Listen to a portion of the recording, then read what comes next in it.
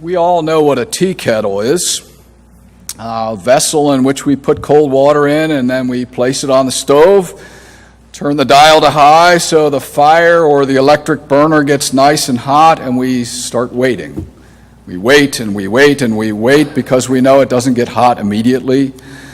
But after a few moments, the signs and sounds start to happen that we're familiar with. You start to see bubbling or hear bubbling as the temperature starts rising. You start to see steam coming out.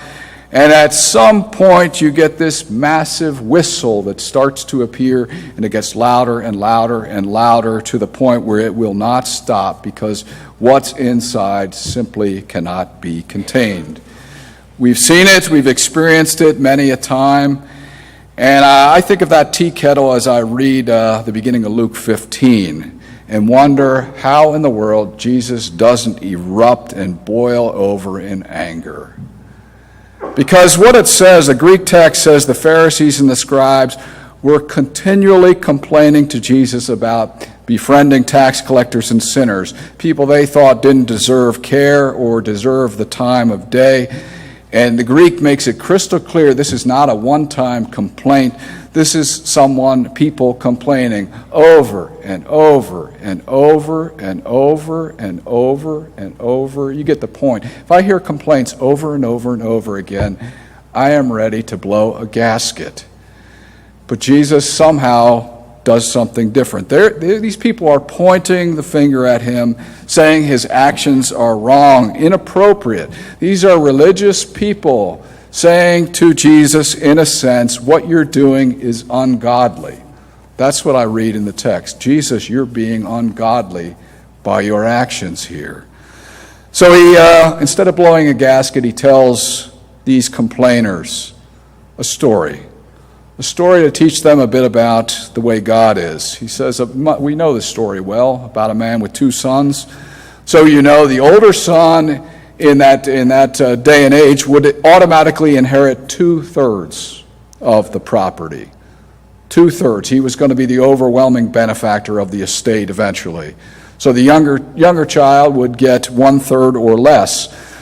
And apparently from all the evidence, Jesus is trying to paint a picture of a well-off, fairly successful Jewish Palestinian farmer with probably a decent-sized community of folks working for him or nearby in some village that was associated with it.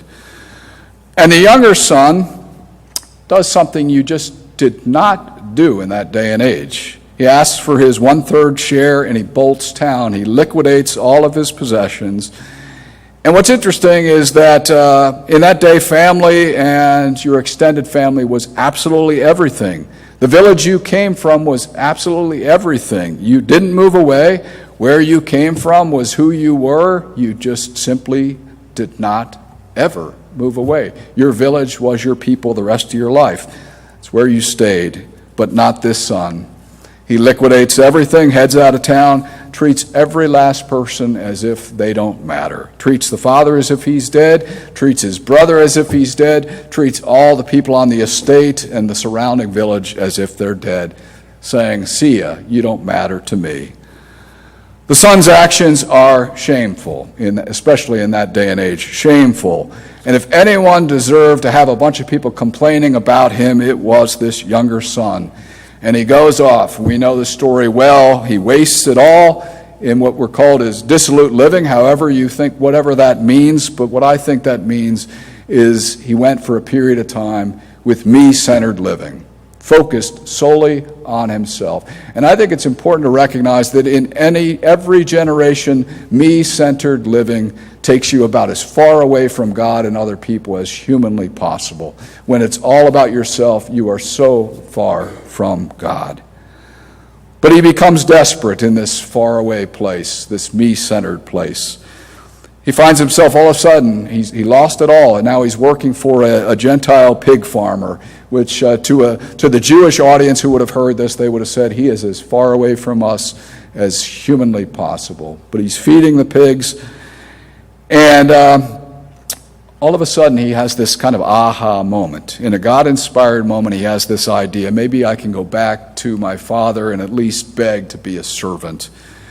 In the sense, that's an aha moment saying, maybe I just won't live so much for myself anymore.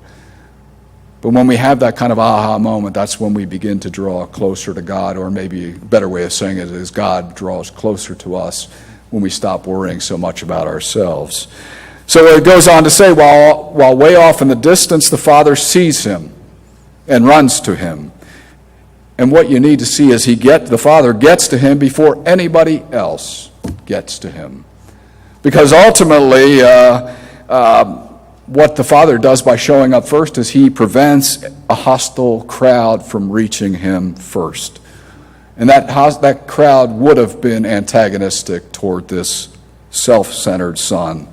Had the village gotten to him first, had this guy's older brother gotten to him first, they most likely would have either beaten him up, killed him, but no matter what, they would have built a fence between themselves and the Father and said, no way are you ever going to be one of us anymore. But the Father got there first, not anyone else. The Father got there first, kissed him, embraced him, which in a sense is saying, I have built an umbrella, I've built a sanctuary around you, and I love you for who you are. So he said, get the sandals, get a robe, get a ring, and let's get the fatted calf. Let's kill the fatted calf, prepare a feast. Everybody come to the table. Everybody come to the table. And realize in this day and age, we eat meat all the time, although some of us are giving it up for Lent. But in that day and age, you would not have a way of preserving it. If you killed a fatted calf, you would essentially say, we have to have a party so that the whole village can come and be a part of it, because you wouldn't want to waste it. So the Father is saying, come to the table. If you come to the table, it's a sign that you accept my actions. You accept this wayward child as your brother and sister. And in a sense, by showing up at the table and participating, you agree with the Father's actions of grace and mercy. The Father indeed is the one who says, you're in my care. The past doesn't matter. I love you, and now let's write a new chapter in your life. A new chapter which is more faithful, more caring, more loving, and more connected to the world around you. Lent reminds us, a day like this reminds us that we all miss the mark. If we're honest, we realize that God could have a lot of complaints with some of our attitudes and actions. The people around us could have complaints that could be lodged against us.